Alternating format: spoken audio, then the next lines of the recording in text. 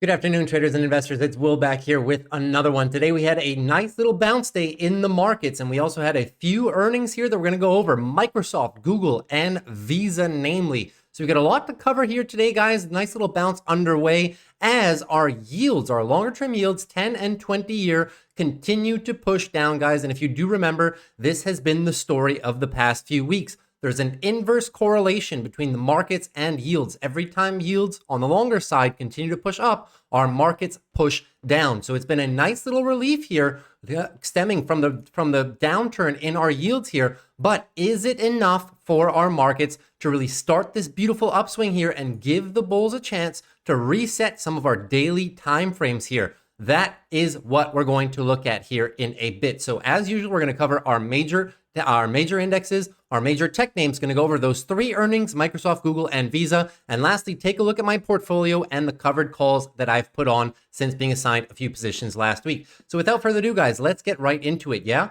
So SPY up pleasantly today, 0.75%. QQQ up 0.9%, and across the board here, very nice little green day. If you take a look at the heat map, you will see that we did have broad market strength today, which is what you want to see. Our major tech names also pushing up very, very, very nicely here intraday. And on the one-day relative performance, you can see that most, if not almost all sectors here were in the green on this little bounce attempt by the bulls here after getting some oversold conditions on our daily. So the only one in the red pretty much remains as energy. Take a look at the fear and greed index. You will see that we are still in the fear zone, guys, still in a buying territory in my opinion. So I do remain bullish on these markets here. So before we get into our major indexes here, let us take a brief look at our earnings cycle here. So I'm going to start it off here real quick with Google.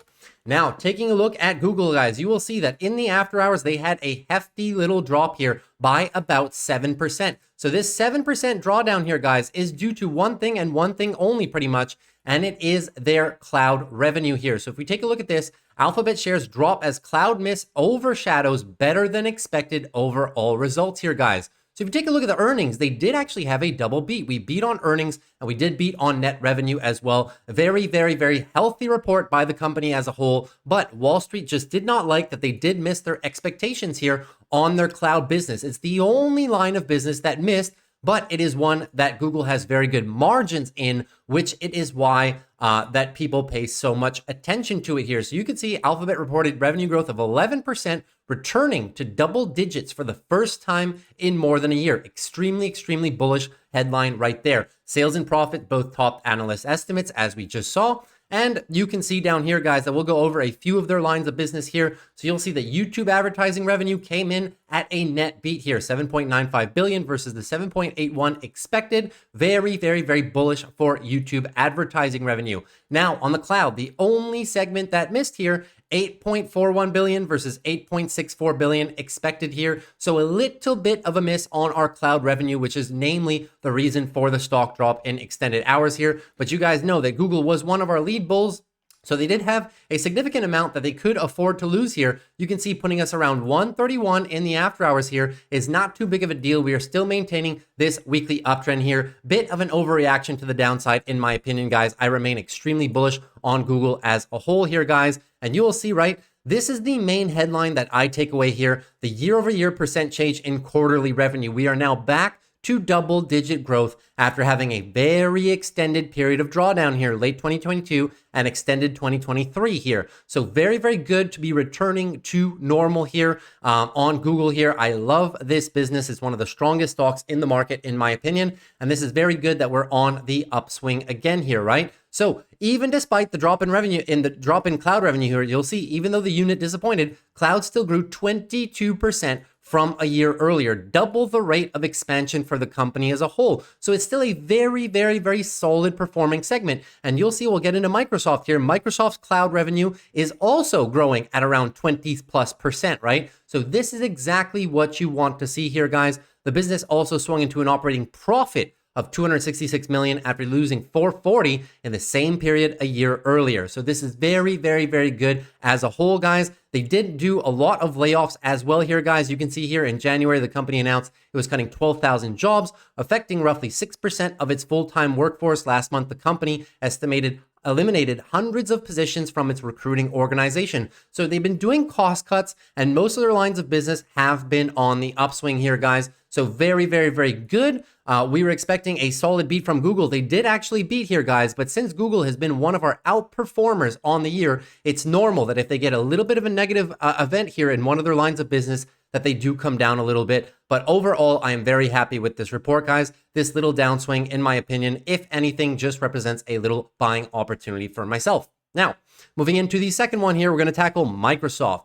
So Microsoft as well, with big earnings here today. You can see they had a great day prior to the close, and then after the close, we're up roughly 3.4%. Very, very good. Over now and above our 340 level. This 340 level, guys, I'll remind you, in yesterday's video, we were targeting our previous weekly lower highs right here, and now we're right up against them, guys. So Microsoft, with the ability here to potentially change this weekly downtrend into a weekly uptrend. Very excited for the company. Now, what happened with their earnings? We will take a look. They did also have a double beat here. So beat on revenue, beat on EPS as well by a very substantial amount. Nice, healthy beat by about 12.6% here on the revenue, on the EPS, sorry. So very, very good. We'll take a look at the headlines real quick. Profit pops 27% as Azure, their cloud division, growth accelerates here. So very, very healthy. Companies, Azure cloud revenue growth accelerated after 2 years of deceleration, now still in the double-digit events, right? We're still in the high 20% here, right? So we will take a look at that real quick here. So jumping down here, revenue grew 13% year over year in the quarter from 50.12 billion in the year ago quarter, and net income at 22.29 billion increased 27% from 17.5.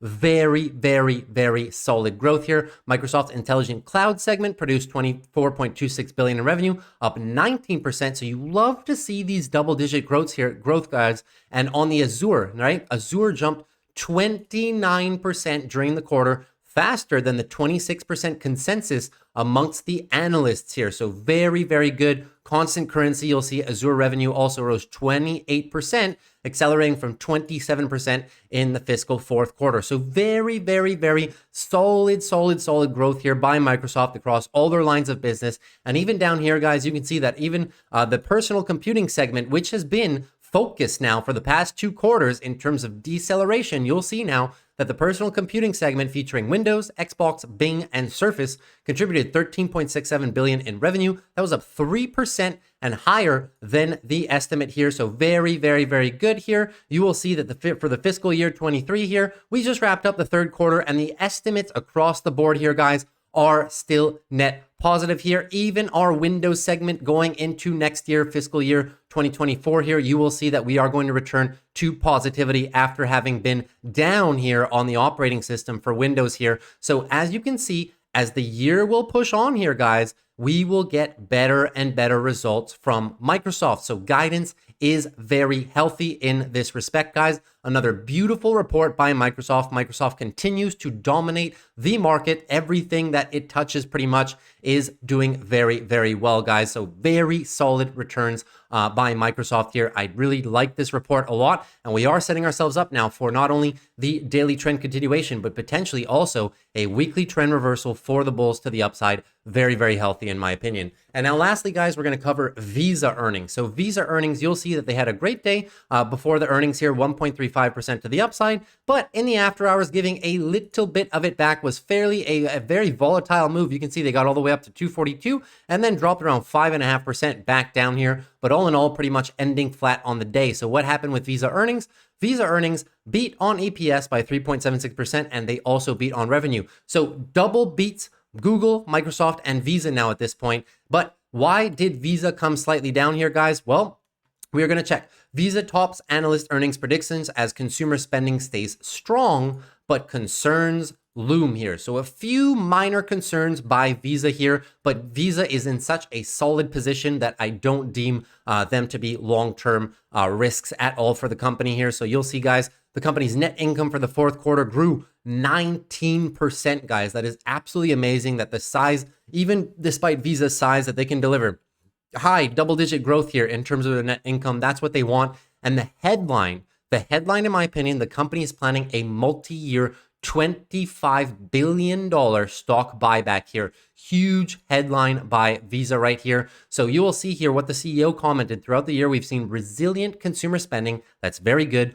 Ongoing recovery of cross-border travel spend versus 2019, and continued growth across our new flows and value-added services businesses. Very, very good. As we enter a new fiscal year, I'm confident in our ability to deliver against the backdrop of geopolitical and economic uncertainty. So this is pretty much the CEO saying that, despite that everything that's happening right now, they do believe that their guidance will remain strong here for the foreseeable future for the next 6 to 12 months here. Very, very, very good. The only negative drawback here, guys, is this one right here. While consumer spending across most categories has remained up in recent months, credit card fees could drop overall as the U.S. Federal Reserve is expected to lower the cap on debit card fees that banks charge to retailers for transactions. So every time you swipe the card, guys, retailers have to pay to give themselves the possibility of using either Visa or MasterCard as their payment processors. Those fees may slightly dip, and that was one of the things that did hurt Visa in this after hours trading right here. But all in all, guys, very, very, very good. We also have a slight little concern here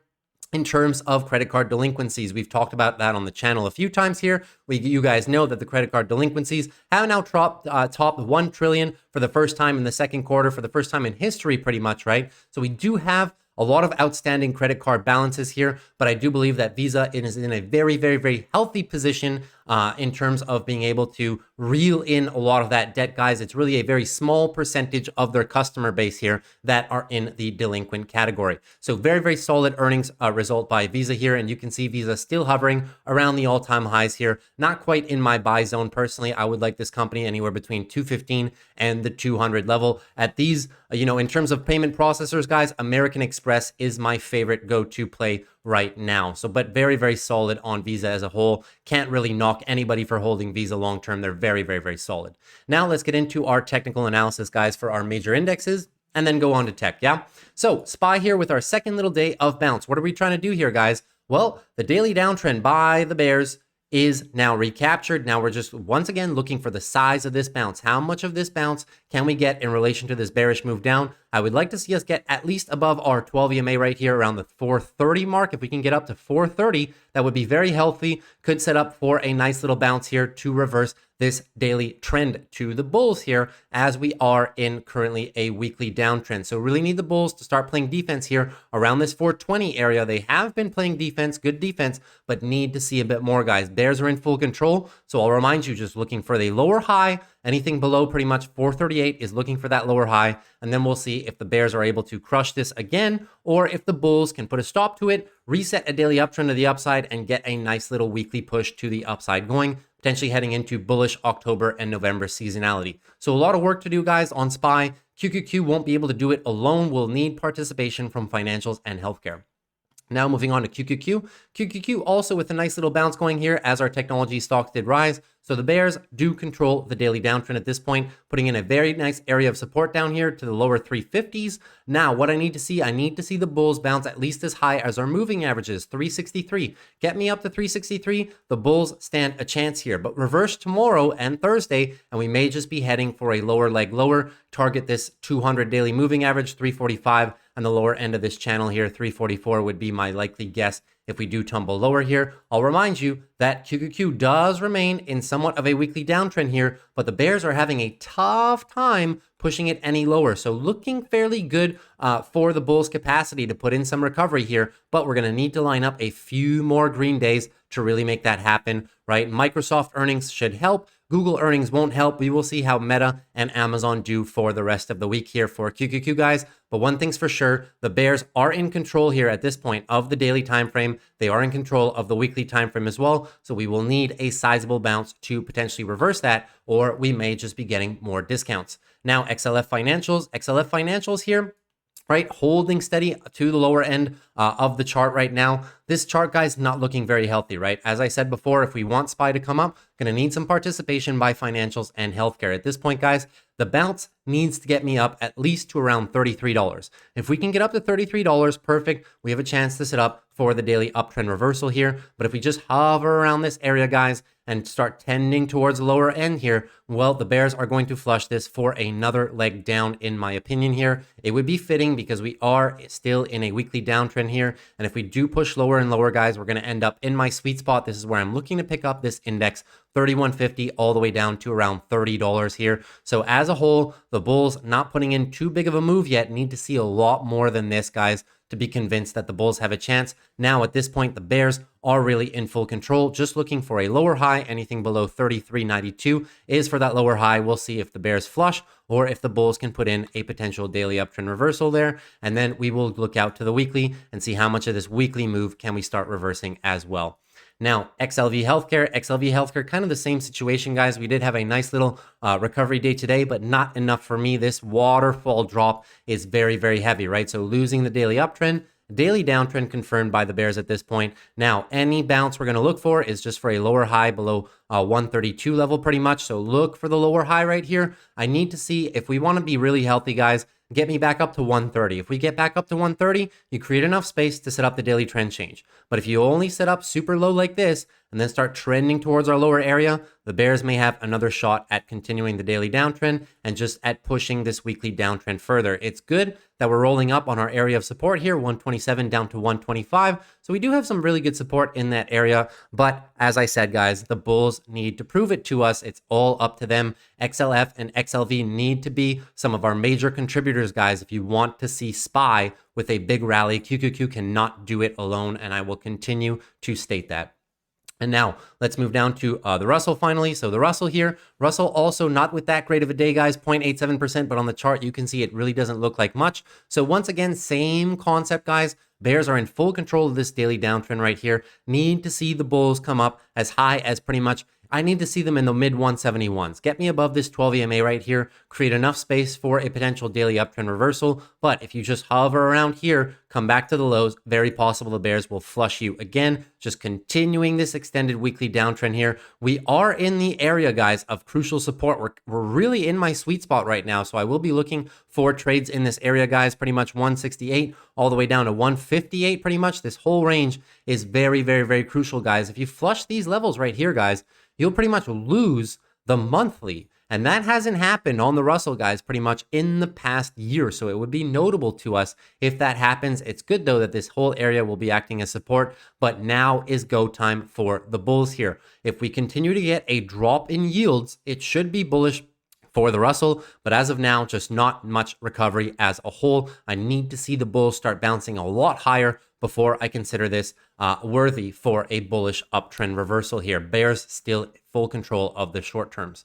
And now moving on to the Dow Jones here. So Dow Jones, as you can see, kind of the same thing as the Russell, right? We did have a nice little day of recovery today, up 0.62%, but in relation to last week of trading, guys, not that much, right? I need the Dow Jones to get up at least to 33,500. Get me back above 33,500 above this 12 EMA right here, and we will be set up pretty well for a potential daily trend change. But as with the other ones, if you just hover down here and give the bears an opportunity to flush, they will definitely be able to do that, as they do now control this daily time frame. They also control this weekly time frame as well. We're coming up into a big area of support here, right? I'll remind you, 33 down to 32.5, but that is not to say that the bears can't flush it. We need to see the bulls start to play some defense. It's good that they've reacted from this area where they previously reacted from as well. Now I need to see the size of the bounce. Get me back up to 33.5, and we can talk about some bullish recovery. As of now, the bears remain in full control here, guys. So it is a bearish lean until the bulls can prove us otherwise here.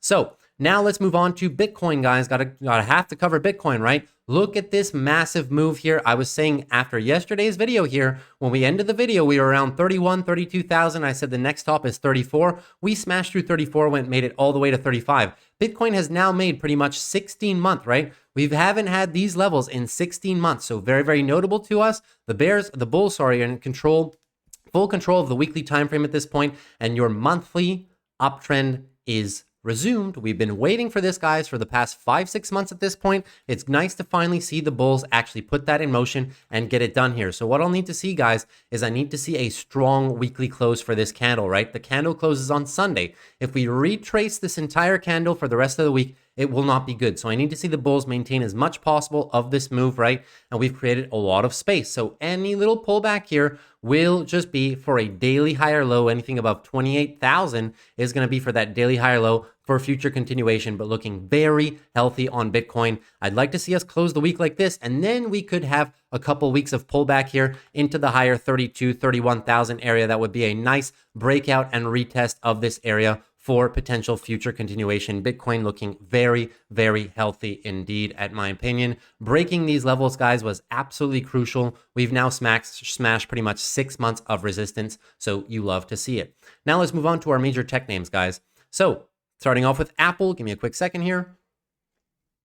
So starting off with Apple, guys, very, very decent day of recovery by Apple here, 0.25% to the upside, trading around 173.44, not flushing our lows here of the 170s. So very, very nice little recovery day by Apple here, but still not enough. Just like our indexes, I need to see them push up a little bit higher, guys. Get me back up to around 177. 177 would do it, would set us up nicely for a potential daily trend change above my little sweet spot green box right here. That is what I'm looking out for on Apple. We need that, because if not, the bears will have another opportunity to flush into the furtherance of a weekly downtrend. I'll remind you, Apple earnings only are Monday, next Monday, right? So this week is the rest of big tech, and then we have Apple next week here. So need the bulls to come up this much. It's nice that we've had a little bounce off our lows here, protecting these lower areas, but not enough. Need to see them get back above, at least to about 177. It's going to look a lot healthier to set up for the daily trend change and potentially even engulf a portion of this weekly move, right? So that's what we're looking out for on Apple. Apple looking very, very bullish in my opinion. We'll see how it plays out for earnings, right? Earnings can send us two ways. Earnings, we're either going to flush the lower lows and just continue this weekly downtrend right here, or the bulls will have a master opportunity to potentially reverse this into a daily uptrend and really engulf this most recent weekly move, which could potentially signal a bottom on the monthly. So that's what we're looking out for on Apple. Now let's move down to AMD. AMD as well, a nice little day of recovery here after pretty much losing the daily uptrend. So AMD, what I need to see, get me back above 104, guys. If AMD can get back above 104, it's going to look good for a little daily uptrend here, reversal here, and that would potentially put an end to our weekly consolidation. So I'll remind you, AMD is still going for the weekly trend change here. We will see if they can bottom it out, right? If we get a nice little leg here, daily uptrend here, then your weekly bottom will most likely be in, and then we will be targeting up here 111. 111 break would put us in a weekly uptrend. We have not had a weekly uptrend on AMD since all the way back down here in May and June, right? So we're looking out for it, guys. And if we get that weekly uptrend, I'll remind you, that will signal your monthly bottom is most likely in on AMD. So those are the steps that I'm looking out for. Obviously, short term is in bear control. So we are just looking for the lower high here, right? So what we need the bulls to do is, instead of them rolling over and setting lower lows, I need to see them maintain this and set the new daily uptrend. Forever cheesing, we continue to plunge in this lower $100 range all the way down to pretty much $90. You guys know the drill. I am definitely a buyer of AMD in this area.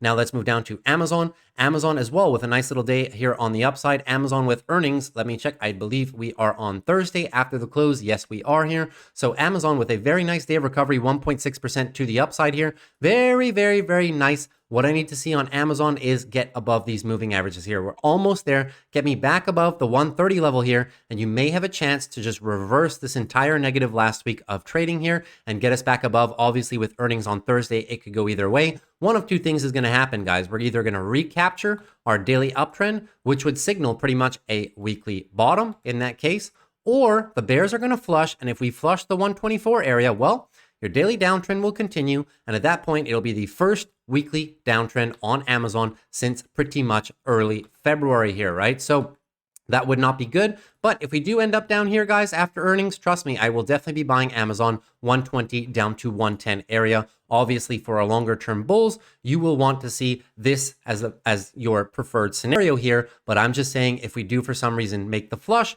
into a potential weekly downtrend here, well, I am definitely buying. So opportunity on both sides here. Obviously, long-term shareholders want to see it go up. But if you're out of Amazon, I do believe that this is a very healthy location to be picking up the stock, in my opinion. Amazon earnings should be fairly bullish as they are returning to growth and profit after some significant cost cutting in the past year. So let's keep an eye on it. Now let's move down to Google.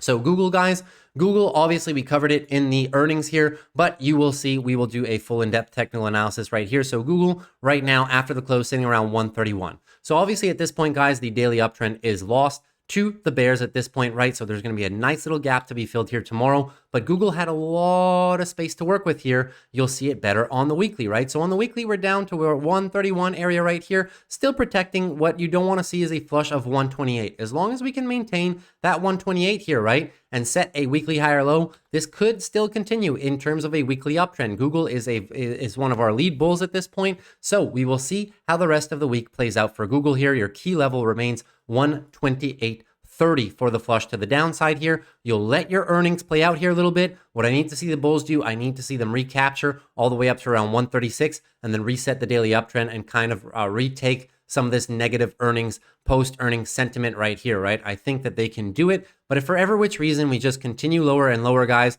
well, we will at that point lose potentially the weekly uptrend here, and the bulls will have a heck of a job to recover this, guys. It may even set up for a weekly downtrend, potentially into some monthly consolidation for Google. At that point, I wouldn't be too worried even, because even if we do come down into the lower 120 areas, I will be a buyer of Google. Any monthly consolidation, guys, is just dip buying opportunity, considering the fact that Google gave very bullish guidance for Q4 and fiscal year 2024. I don't think that anybody should be nervous after this earnings call. So we'll take it one day at a time and see how our earnings results play out tomorrow and the next few days in the markets. Now moving on to Meta. Meta also with a nice negative little down day here, right? So 0.46% to the downside, kind of trying to protect gains. Meta with earnings tomorrow after the close. I'll remind you, right? After the close, very big day for Meta tomorrow. So we'll see what happens, guys. One of two things is going to happen on Meta as well. If they do well, which I believe that they will do, we are going to smash our previous 52-week highs, 331, and at that point, your weekly uptrend will just be maintained. But if for ever which reason we drop, guys, you need to be careful. 288.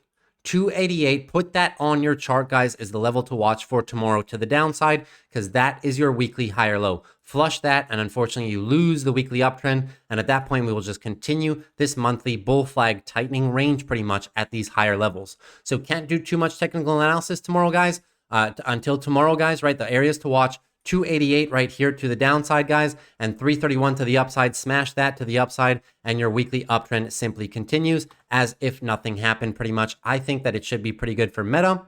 We will see. It's all going to remain on their cost-cutting endeavors and their advertising revenue, obviously. So we'll see what happens with Meta, but it's good that Meta didn't give up too much of its gains in the past few weeks here leading into earnings.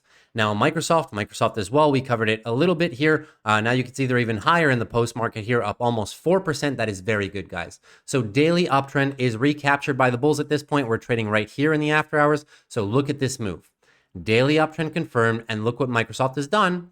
Microsoft now at this point, this was a weekly downtrend, and now we have reversed with this week. We have now reversed the weekly downtrend into a weekly uptrend. Microsoft recapturing that. Weekly uptrend means that most likely your monthly higher lows are set for further growth. And you know that Microsoft gave some really good guidance. I showed you guys this little chart right here, how they're going to be more and more bullish as the year progresses. Q4 should be very bullish for all their lines of business. And look at Q1 2024.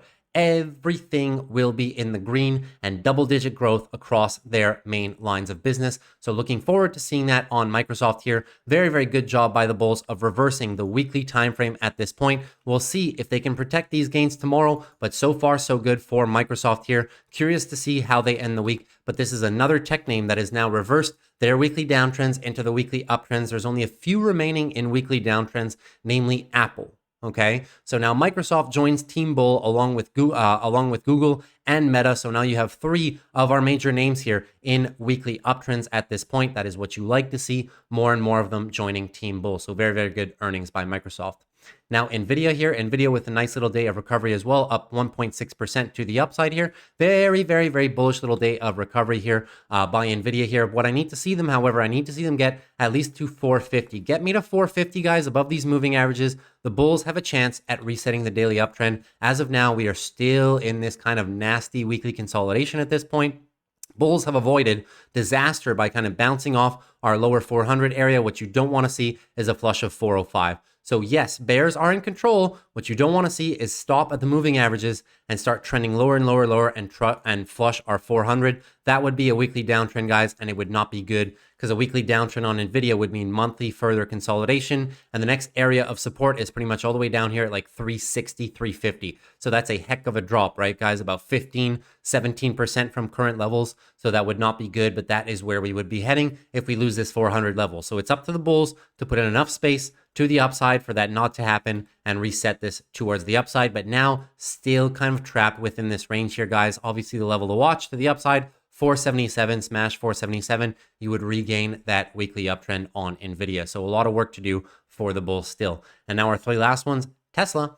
Tesla, muted day here today, 2%, but it doesn't look like much on the chart after dropping pretty much like 20% here in the past couple days, right? So from your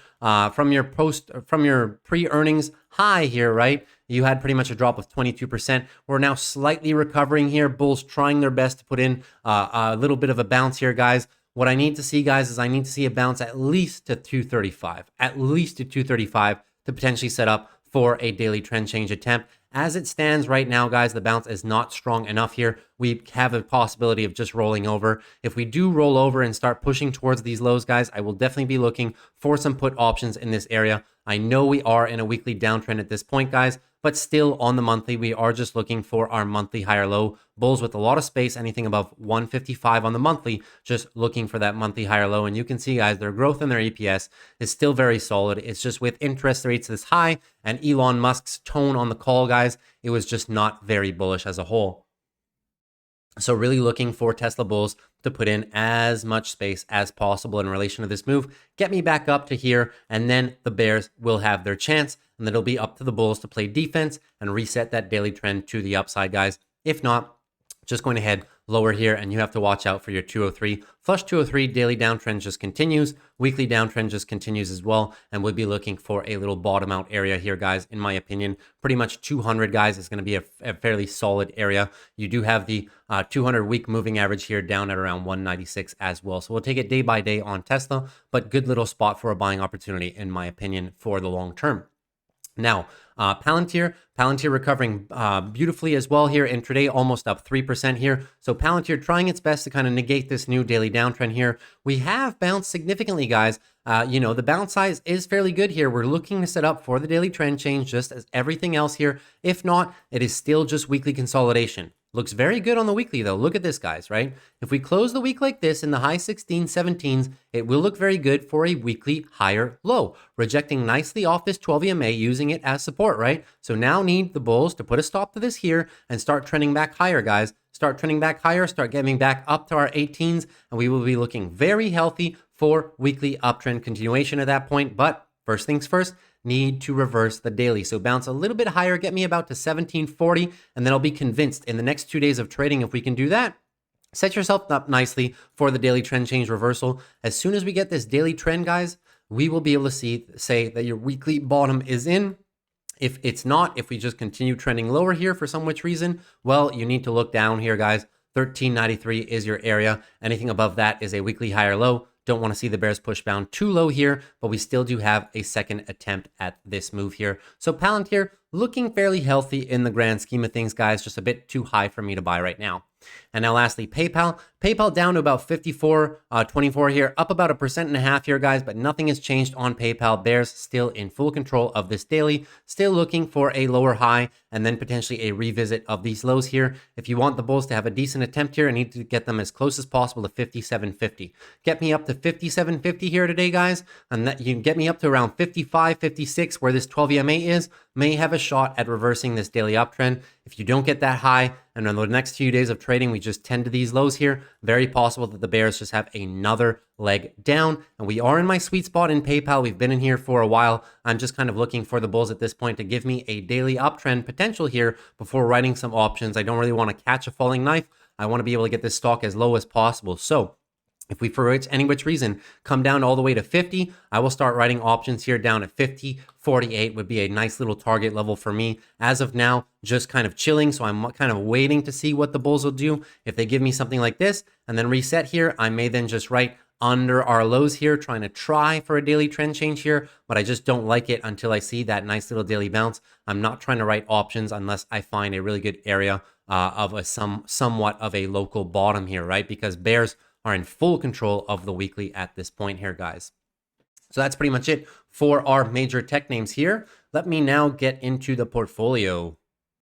All right, guys, so leading into my portfolio here, you will see after last week's trading and being assigned a bunch of positions, we had a heck of a drop here in the last 5 days as well, right? So you'll see portfolio performance up to 22% year to date, kind of our lowest here, guys, since February. Am I worried? Not so much, guys, because I do like our positions and I do like the Q4 potential at recovery for the market and seasonality here. So we will see how it goes. We're still beating SPY by roughly 2x here. SPY only up 9.83% on the year. We're at 22. However, we have fallen under the NASDAQ here, guys, for the pretty much like the second time all year here. I do believe that we'll have a good shot at beating the NASDAQ over the course of the next few weeks. However, as a few of our positions recover here, getting into our positions now, you will see that I did get assigned a bunch of positions last week as the markets did come down. So what are we looking at here, guys? We have the Apple 175. So you'll see got assigned 100 shares of Apple here at 175 minus our cost. We wrote some covered calls for the week at $1.16 as well. So you'll see all my average costs here, guys, will be on the charts to make things easier for you.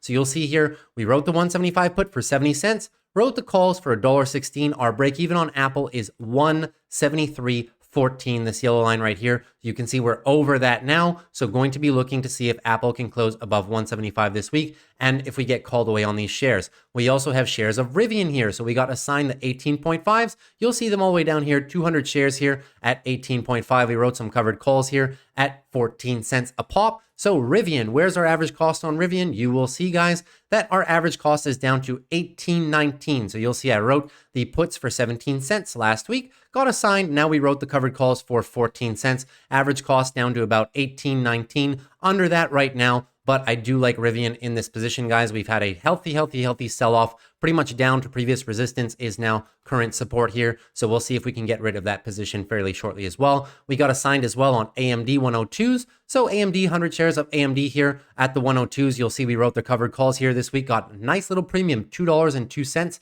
I wrote them yesterday when it was around 102. So AMD, you'll see that we actually have a very nice average cost on AMD. Average cost, you'll see, wrote the puts for 56 cents last week, got assigned, now wrote some covered calls here at $2.02. Our average cost down to 99.42, trading nicely above that now. We will see if AMD can close above 102 if we get called away on that this week. I also wrote the Google 130s prior to our earnings today. We'll see if Google can maintain that above here. Google trading at 131.50 in the after hours. We'll see if we can maintain over 130 before Friday, or if I get assigned some Google shares, wouldn't mind get assigned. We'll see if we can maintain above 130 by Friday. The Coca-Cola 55 calls, you guys will see I'm still in Coca-Cola. Coca-Cola trading over 55 after earnings today. So looking very good. Coca-Cola, you will see that our average cost here on the chart is sitting roughly around 54.20, right? So got assigned on the puts here. Sorry if you can't see it. Got assigned at 55.34 cents, and then wrote the calls for 46 cents, so our average cost down to 54.20. If Coca-Cola trades above 55 this week, we'll be getting called away on those. And then lastly, we do have the Charles Schwab's as well. Charles Schwab got assigned at 52, so we did wrote the cover there down here. So we did write the covered calls as well for 25 cents for this week at 52. So you'll see Charles Schwab on the chart right here. My average cost on Schwab is 51.46. So you'll see got assigned 52 for 29 cents. Wrote the covered calls for 25 cents, roughly 0.5%. So now our average cost is 51.46. Stock is under that now, so we may need to maintain these shares an extra couple of weeks and write some additional premium. And lastly, guys, we do have the UPS shares. So UPS got assigned at 152.50 last week. You'll see that right here. Stock is currently trading under that. We wrote some covered calls. They have earnings this Thursday. All right, so going to be crucial. I wrote the 150s. So I wrote under my strike to protect myself a little bit. I could have wrote the 152.50s, but I chose to wrote the 150s for more premium in case the stock drops more. You'll see my average cost on UPS now is fairly low. So average cost after writing the 152.50 puts for 79 cents and the calls for $4.15. That's a hefty premium there. Average cost is down to 147.56. So very, very good premium writing here. So this is this yellow line here, my break even, currently above my break even. Earnings is pretty much Thursday. I believe it's before the open, so we'll see how we do with that. But you can see we've been assigned a bunch of positions, none of which I'm nervous about. We're just looking to write covered calls, generate some premium, and eventually get out of those. So I hope you enjoyed today's video, guys. That's all I had for you guys today. Love showing you guys the portfolio as well. If you have any comments or questions, leave them down below. I'll be happy to answer. Consider liking the video if you appreciated all my analysis for today, the earnings, the portfolio, the indexes, and also subscribe to the channel if you're new. We'd love to have you here. I really appreciate your engagement, guys. Over 400 subscribers now. I couldn't be happier. Hope you guys had a great day of trading, and I will see you guys tomorrow after the close reporting on our big meta earnings. So take care, guys, and peace.